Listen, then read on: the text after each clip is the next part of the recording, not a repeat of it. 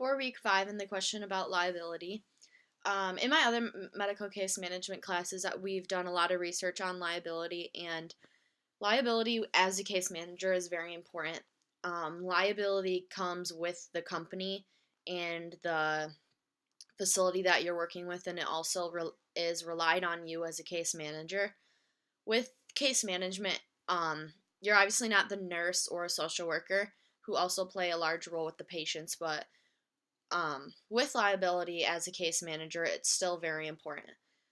As stated in the book, the case manager standards are very important, and that also relates to liability in a sense that if that's followed, there will be more liable and there will be higher liability. Also, another big thing is HIPAA. HIPAA was put into place to protect patients' rights and secure the patient's information, and that also is very important when it comes to liability. As far as case managers getting into liability issues with legal issues and stuff like that, case managers can avoid that by proper documentation. Proper documentation is done when they're documenting all the patient's information. It's all done precisely and allows other physicians and doctors to be able to read it.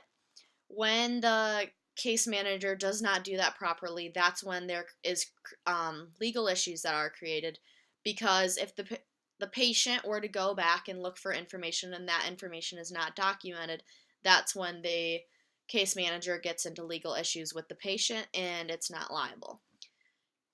As far as punishment for a case manager, when that happens, you can often have loss of a job if the case is very large. Fines can also be placed. Liability issues are very important, as stated in the book, the whole chapter about liability issues. With case management, it's very important.